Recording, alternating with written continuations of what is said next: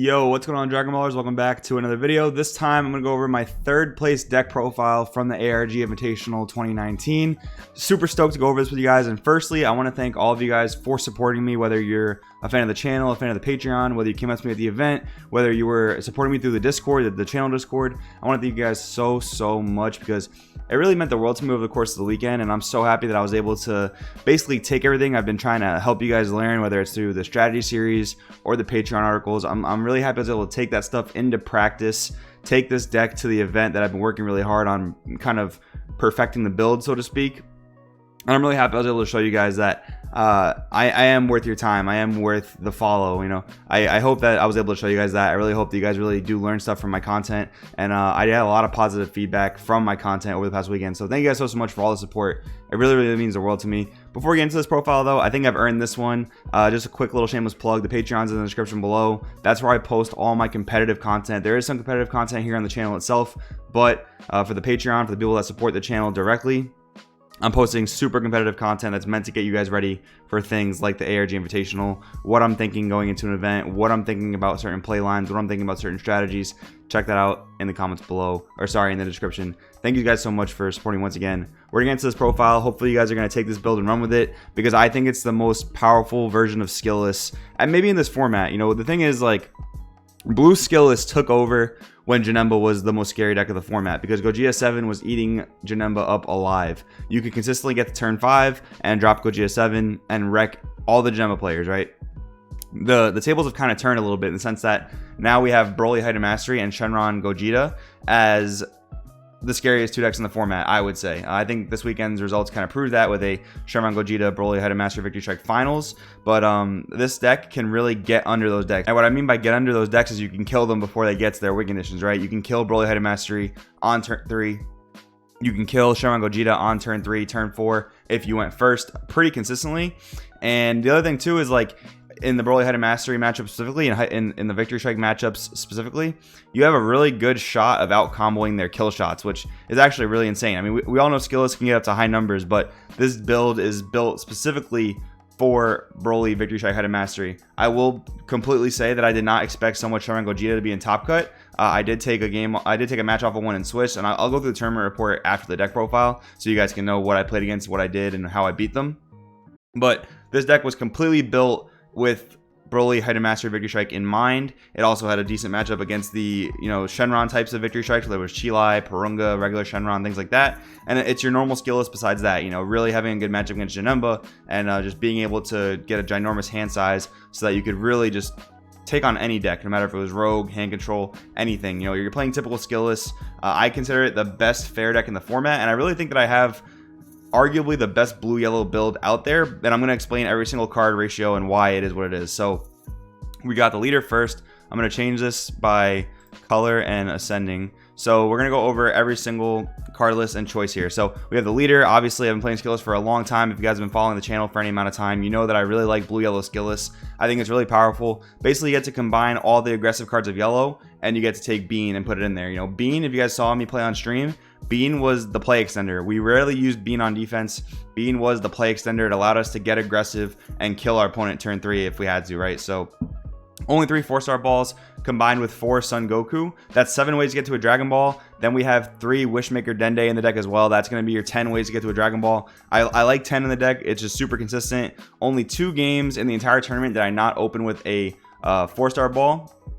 One of those I actually still ended up winning. The other one was the unfortunate game on stream when I was in the semifinals. So only 2 games out of all the games I played. Pretty consistent, I would say. You know, it's going to happen once in a while. You're not going to draw the 4-star ball, but it is what it is. That's the deck we're choosing to play, right? That's the variance we're playing with. 3 Power Bursts in the main deck was actually just perfect. I saw it whenever I needed it. The 4th one in the sideboard did come in certain times. We'll talk about that later when we get to the sideboard. But 3 in the main deck was absolutely perfect because we did play another defensive card in the sense of we played Mutaito, the Potato Sage. So that was basically our 3 defensive cards, our 3 negates, you could say, one of which being more like a Crusher Ball. But Mutaito was still very good. I got Killy Zone pretty little, and when I did get Killy Zone one time and I was going to Mutaito someone's Height of Mastery, it didn't matter because I still survived the kill shot, and that was pretty awesome. But yeah, like I've said in articles and previous videos, no one's really going to main more than 2 Killy Zone because there's a big risk of it bricking there, right? And you're going to main deck 3 to 4 Mutaito, so your chances of seeing Mutaito when you need it is greater than them seeing their chances of killing zone when they need it, right? So you're playing the odds essentially. It worked out well for me this weekend. Really liked it. Next up, Trading Buddy Krillin. For the longest time, I played 4 of this card, and I know I've said in the past that this is a staple 4 of, but 3 was really good in this event for a few reasons. One of which, I saw it plenty when I needed it. It put on the aggro. That turn 2 aggro, turn 3 restanding 2 beaters was really strong. Cutting it to 3, I did that to make space, but it was fine too because people dropped striving to be the best on Goku on me quite a lot this weekend. So it was basically one less dead card in my deck when that happened, right? And then again, I saw it plenty when I needed it. Killing my opponent's 1-drop Kid Gokus, killing my opponent's Crisis Crushers was super relevant. Great card. I think 3 is the perfect number, at least in this format. Next up, the Matsoroshi Super Combo. We play Overwhelm in the main deck and side deck, so I didn't want to play Trunks Overseeing Time. Simple as that. Dimensional Banisher Fu. Now, this is something I was back and forth on. Originally, I was main decking 1 Banisher Fu and the 1 Demigra SCR because my teammates advised me to have a bomb in the deck, and I was going to do the 1-1 split in Overwhelms, but last minute, I decided to bump Demigra to the side deck because I decided I wanted this deck to be full gas, full cheap aggro. So D Banisher Fu filled that role really well. Obviously, it also really helps main decked against the Green Broly matchup. If you Mutaito the Height of Mastery, you get to just kill it the next turn with Dimensional Banisher Fu. It was really good. I'm really happy I went with this decision, and I put all my bombs in the side deck, which is what we're going to talk about when we get there. For Senzu Bean, this is the straight gas of the deck. Like I said before, if you guys saw me play on stream, this was the card. This was the card that allowed me to go in and just make insane plays. Not a lot of people were playing Borgos, not a lot of people were playing Whis, so I didn't really have to deal with that at all, if I can recall correctly. I don't think I ever had to deal with a Borgos or a Whis that was getting in my way of offensively Senzu Beaning. Not a lot of decks are doing that right now, so it was really strong.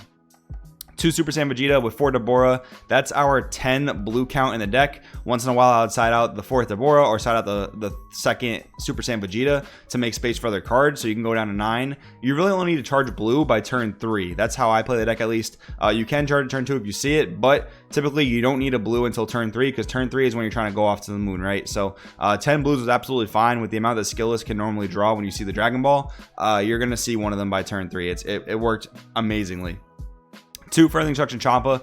This was the perfect number for finishing, especially with 2 Dimensional Banisher Fu in the main deck. It allowed me to play basically almost extra copies of Champa, but they didn't have to be 10k combos, right? And I didn't really play Crack in Space Time because I didn't think that comboing all in on the leader swing would be as beneficial as it would have been to combo all in on some of the vanilla swings. Although I can see Crack in Space Time being a good sideboard for the Green Broly matchup when you do want to go all in on the leader swing to make it as strong as possible, but our sideboard covered that matchup exponentially well, so we'll get to that a little bit later. 3 Galley Destruction Whis. I still like this card a lot for a few reasons. One, it's just the best yellow draw 1 card. There's a lot of turns where you don't actually have a play, and then you want to just play a 1-drop before you awaken so you can make the most usage out of that energy, and Whis filled that role really well. Whis was also pretty good against blue Skilless mirror matches, so they couldn't go aggressive on me with Senzu Bean, and it was also decent against the Shenron Gogeta matchups, preventing them from using their Shenron to untap 2 energy for free and draw a card, right? So Galley Destruction Whis was pretty good in that sense. 3 was a perfect number. Last format during Super Shenron format, this was a 4 deck staple, 4 of main deck staple, but I could even consider cutting it to 2 if you really needed space for anything else, although I don't really think there's much else you need in the main deck at this point. Maybe some more answers to Shenron Gogeta if we can figure them out, but at the moment right now, this is really good. 3 Dende talked about it. 4 Fearless Assault Krillin. This card was absolutely insane all weekend. Just that crit pressure, especially against the Shenron decks. I didn't see Crisis Crusher. Even in the semifinals when I played against the opponent who didn't main deck Crisis Crusher, this card was absolutely insane. This is gonna survive for 2 to 3 turns against the right matchups, right? Even Yellow Dende, they can't clear this until they get a Frieza on board turn 2. That's if they turn to Awaken, right? So if you go first, drop the Krillin, or even go second, Krillin might swing at them for 2 turns in a row, get you 2 cards off your life, help yourself awaken, and just deal that crit pressure that they don't want to take every single turn. This card absolutely overperformed. This is also one of the cards I like to start going in with in the mirror match. If you guys aren't familiar with the mirror match, a lot of it is just a lot of passing back and forth, whoever can gain the most advantage, and then one person's going to go in, right? So every single turn you want to summon a vanilla with your Kid Goku, ideally, maybe your Krillin to answer their Kid Goku. But the way I like to start off is, once I have a decent enough board, if I've been able to mitigate their advantage, I want to drop a Krillin, swing with it, go for a double strike crit to put them to 5 life, and then start going in with my vanillas. If I can do that successfully, I feel like the mirror match is really heavily in my favor. We talked about Potato already. Then we have 3 TN and 3 Source of Power to fill out the yellow count. The 3 TN will just get more use out of Krillin, and 9 Vanillas in the deck allowed us to awaken fairly consistently at 6 life. And Source of Power was one of the best cards in the deck by far. It served so many purposes. Obviously, it's your early game aggro.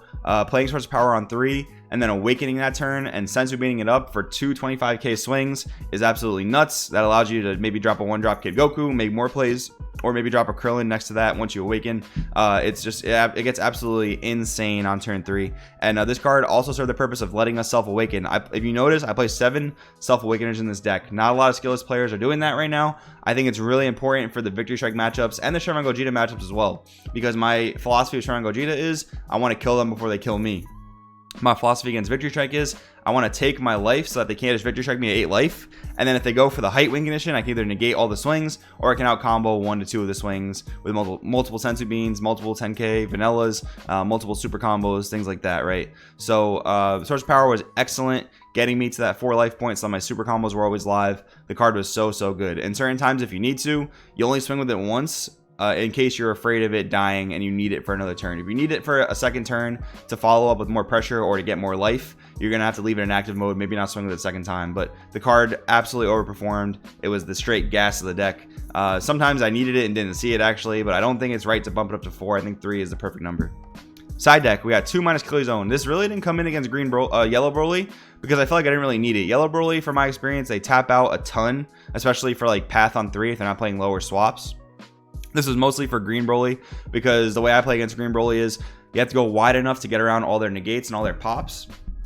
And Killy Zone helps you do that, because if you get Bloodlusted at a crucial moment, you're going to be in trouble, right?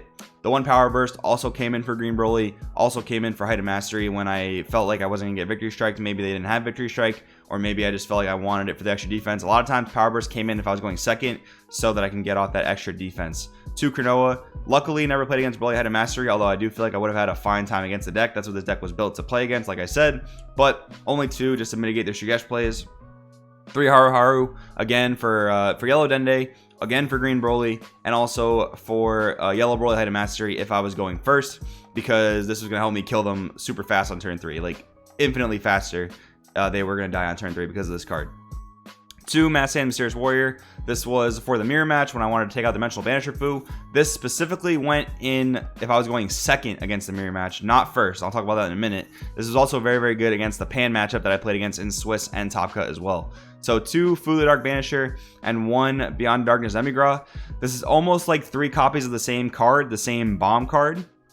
And this went in the mirror match if I went first. So I wouldn't put in Mass Sand if I went first. I would put in the Fu the Dark Banisher and the Beyond Darkness Demigra, and I would take out the Dimensional Banisher Fu. The reason is, a lot of times in the mirror match, you do want these bomb cards to end the game, because even late game, when you're putting the pressure on your opponent, they have so much advantage that can be hard to mitigate. So if you can drop a Fu the Dark Banisher on turn 4 and already have an established board, you're going to be putting so much pressure on them, you're going to put them in a really bad spot. Same thing with Demigra. If you make it to that turn 5 and drop this, you're going to rip all their important pieces out of their hand. Maybe their super combos, maybe their Kid Gokus. It's going to put you in a really good position.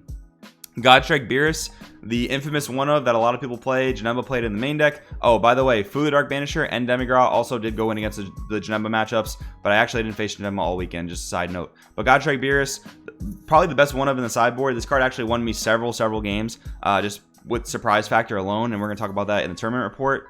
And then we had the 1 Battering Laser. This was good against Janemba, but again, I didn't play against Janemba. This is also good if I went first against Broly Height of Mastery to negate the Nimbus so I could actually kill them. Pairing that with Sensu Bean, I had enough energy to untap to keep making plays. This actually was going to be clutch in the matchup against Shenron Gogeta in the semifinals, but I made a huge misplay error there. I don't want to talk too much about it, but if you guys want to see it, it was on stream.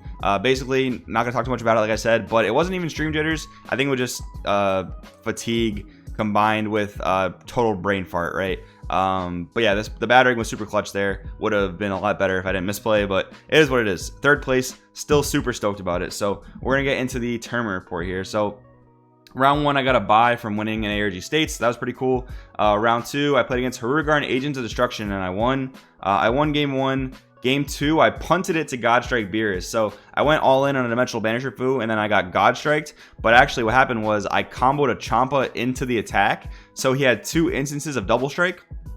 And I didn't realize that. So when he God striked me, I scooped because I had no cards in hand. He was going to kill me the following turn. Although after I scooped, I then realized that he had 2 instances of double strike. I mentioned it to my opponent, but I wasn't going to ask him to give me the win or anything because I already scooped. But then I ended up winning game 3. Luckily, for the rest of the tournament, I made sure I played around God Strike Beerus, and in that game, there was no exception. So luckily, I was able to pull out that match. Otherwise, my tournament would have started off very, very poorly.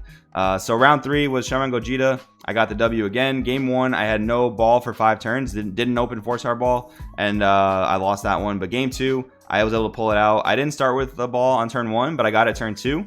And then I aggroed him out after I Mutaido'd him, after I Mutaido'd his Gogeta 7. And then game 3, God Strike Beerus secured me the W with his at all cost Vegeta, because he did have triple attack, triple strike crit, and I was able to remove the triple strike, and that secured me the W. That was absolutely insane. Like I said, God Strike, just insane card, absolutely incredible. Round 4 was against Chilai Victory Strike with a W. Incredibly grindy game. Games 1 and 2, he had to survive. He had to combo his Victory Strike to survive. And like I said, the deck is super aggressive on the play. Luckily, I won the dice roll that allowed me to get super aggressive with him on my turn 4. Like I said, making him combo Victory Strike to live. I ended up winning that one 2-1. That was a great match, by the way. Round 5, I took the L to the Mono Blue Mirror. I played a good match against Anthony Michaela from KTM.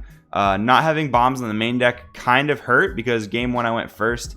And it was a little rough because I couldn't get to Fulu Dark Banisher. He got to his Fulu Dark Banisher, and it really put me in a crippling position. So I lost that one. Round 6, I put against Green Yellow Broly. I got the W. I never, ever attacked him until he already put himself to 4 life. There's just no reason to. Because if they can put themselves to 3 life, and then the following turn put themselves to 1 life and resolve the secret rare, you're just going to lose. So what I did against this guy was I made sure to keep him at 2 life, either 4 or 2 life, until I was going to kill him. Because if you're not teching something like Ba, or if you're not teching something like the 1-drop green Frieza, you're not really going to be able to easily put yourself to 1 life as a green Broly player. So that allowed me to not get secret rare. Game 1, he actually dropped the secret rare against me, but couldn't use its effect because he was at 2 life. So he tried to kill me with it, but he wasn't able to do that. And then I won the match. So that was really, really cool. Round 7, I played against Pan Chain Zeno and lost. Game 1, he Frieza SCR'd me. I was not expecting it at all. I left him at 2 life on a kill turn that he ended up negating my kill shot. And then he dropped the Frieza SCR, won that one. And then game 2, he chain Zeno'd me twice in a row, again into the Frieza Secret Rare, which was pretty unfortunate. So at that point, I was X2, had to win out, had to win the last round, otherwise I was definitely not going to top. So round 8 was another blue Skilless mirror match. I got the W, thank goodness. Game 2, we just played the resource game. He was never able to get Gogeta 7 out, although I did have Mutaido at the ready. I want to shout out No Counters, No Combos, because I know that this player was from their team. Adrian, you're awesome. Your team is awesome. Super fun to play against some of your teammates this weekend.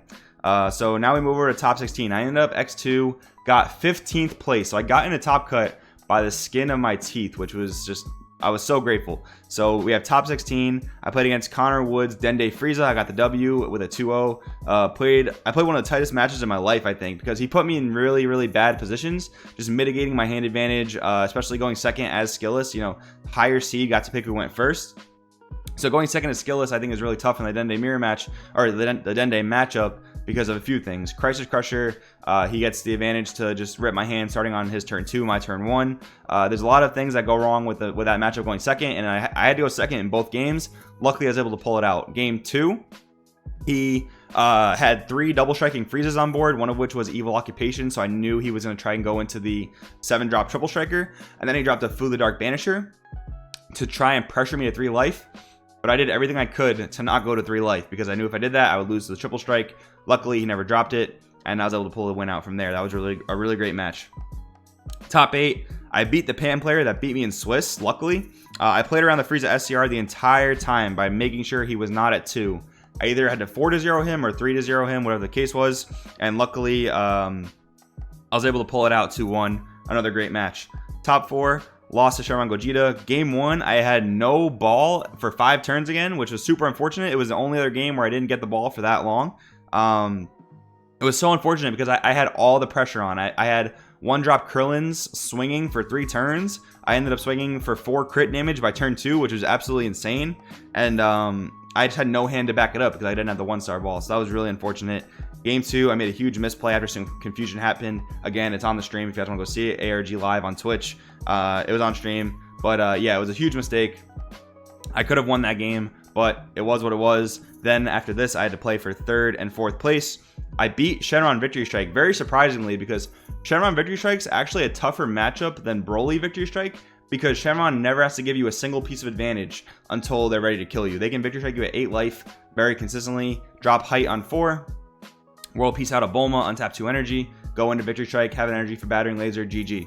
But luckily, I went second game 1, killed him on turn 3. Like I said, the deck was so aggressive with Source of Power, Senzu Bean, just untapping, going in. It was so strong.